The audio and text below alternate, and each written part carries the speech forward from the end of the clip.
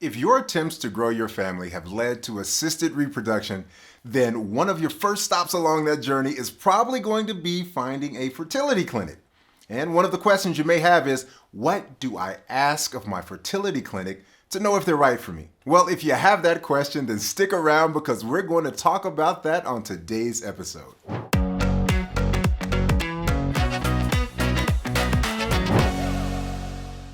What's up? I'm Corlandos Scott, an assisted reproduction attorney in Los Angeles, which means that my practice revolves around helping people grow their families through assisted reproductive technologies like surrogacy, egg donation, sperm donation, and embryo donation. And with every one of those reproductive technologies, a fertility clinic is, or should be, involved. Now, maybe there is that rare occasion where a well-planned sperm donation may not involve a fertility clinic, but for the most part, you need to be working with a doctor. But that's an episode for another day. So anyway, in today's episode, we're going to talk about how to prepare for your first clinic appointment. We're going to talk about questions to ask at your first appointment, and we'll talk about what to do next. Let's dive in. So what's a first appointment with fertility doctors like? Well, to say that it's intimate is an understatement. It may be even more intimate than you can imagine. That's why it's so important to make sure that you find a fertility doctor or reproductive endocrinologist, or RE as we call them, that you vibe with. Make sure you find one that you really do like and match with, because this person is going to be all up in your business. You'll probably likely end up discussing personal things ranging from your medical information to your hopes and dreams even. So it's important to prepare for that first visit. But how do you do that? Well, let's talk about it. Well, the first thing I'll say about preparing for your first visit to an RE is to do your research. Now, sure, a basic internet search can get you started. You may even be fortunate enough to find a clinic and a doctor that's near you that ends up being a perfect fit. But also, I'd say be open to considering clinics that aren't local to you. Now, this is especially the case if you're considering surrogacy or egg or sperm donation, because those involve a fertility clinic. You may actually want to consider a clinic that's located in close proximity to your surrogate or your donor. Why? Because that'll help you cut down on potential travel costs that they're going to incur because they'll need to visit those locations. Now, when you're engaging in one of those forms of third-party assisted reproduction, you should also consider if your clinic is located in a state that has friendly assisted reproduction laws. Now, each state has its own laws addressing third-party reproduction, and to be honest, some are less friendly than others. Now, when you're reviewing potential clinics and checking out their websites, don't gloss over the doctor and staff bios. I know, this may seem like a silly thing to focus on, but you can really learn a lot about a professional based on what they choose to include in their biographies. Now, another thing to consider is how long does it take to get an appointment with this clinic? And it may not be what you're thinking. Listen, consider this. A wide open booking calendar may seem appealing since you probably want to get things started like yesterday, but there may also be a reason that that particular doctor or clinic has no appointments on the books. Just saying. I tell you this so you won't get discouraged simply because the clinic of your choice doesn't have an opening on its calendar coming up for days or even maybe weeks. Now, many times the best doctors and clinics have a waiting list for seeing new patients. Now, the next thing you want to do in order to prepare for your first appointment is to gather all of your necessary documents and information. Now, if you're referred to a reproductive endocrinologist by your OBGYN, you can simply ask them to prepare the package for you. Now, either way, it's wise to ask the clinic's scheduling personnel to give you a list of everything that you'll need. Let them know, hey, tell me what I need to bring with me for my first visit. At a minimum, you want to obtain a copy of all of your medical records from your OB, as well as any other fertility-related records that you might have. It's also helpful to include any information you may have about your family's medical history, like genetic counseling records.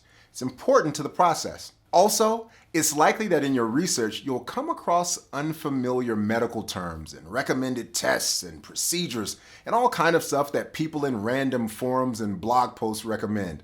Yeah, don't get overwhelmed. Make a list of the stuff that you think you know or think you need to know, and make a list of the things that you found based on your internet research, and let the RE give you her take on it. At a minimum, I want you to prepare a list of questions prior to the visit so that you can get the most out of this first appointment. Also, it may seem like it doesn't need to be said, but I'm going to say it anyway.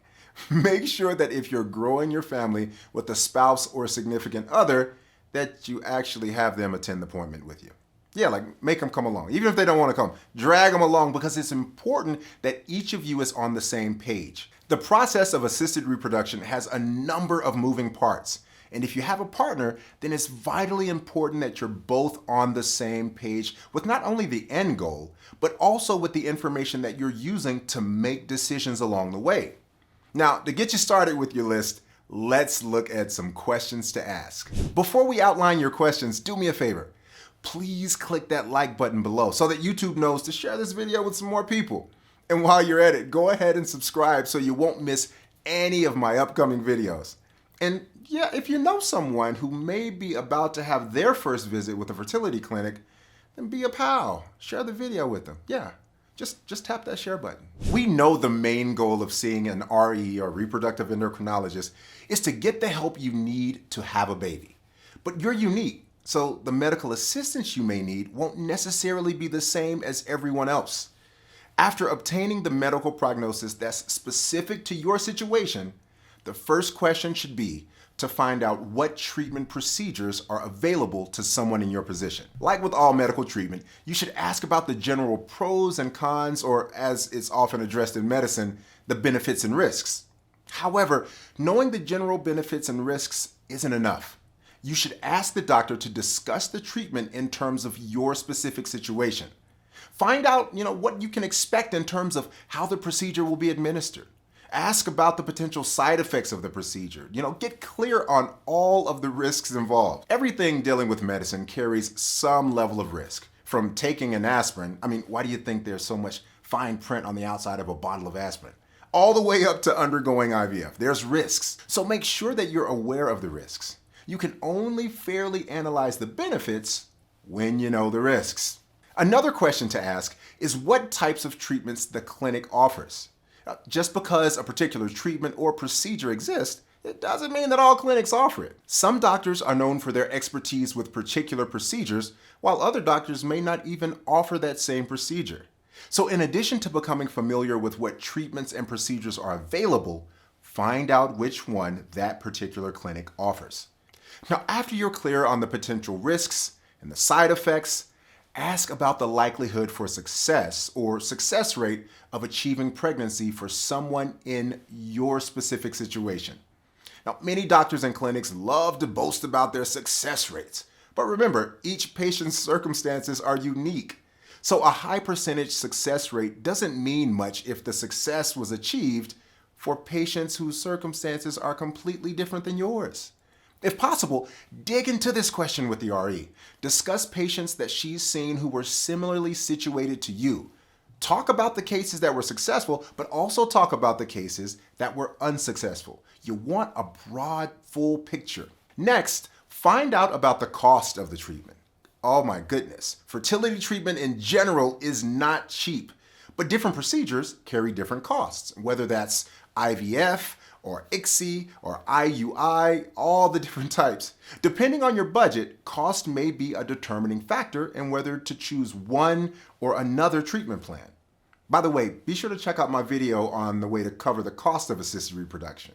Another thing to ask is whether the RE believes that there are any alternative medicine options.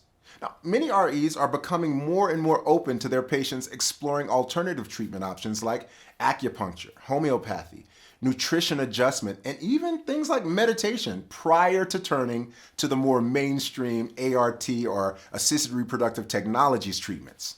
The first visit is a good time to end your reliance on random Google searches. I know Google knows everything, but it really doesn't. Ask your RE for recommendations, solid recommendations on reading and research that can help educate you on your specific journey. Now, in case I haven't already made it clear this episode, you are unique. And I mean that in more of a like the help. You're special, you're kind, you're really unique, you're a one of a kind. So your treatment and likelihood for success won't necessarily mirror someone else's.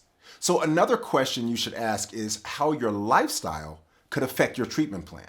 Now, a professional athlete has a completely different lifestyle than a secretary, and a secretary has a different lifestyle than a soldier. Your lifestyle, what I'm saying is, your lifestyle and the activities that you engage in daily may affect your treatment plan. So don't forget to discuss this with the doctor and also factor it into your plan. My last piece of advice is to make sure you get comfortable with the entire clinic, including the support staff. If it's possible, go on a tour of the facility. Even meet the rest of the team if you're able to.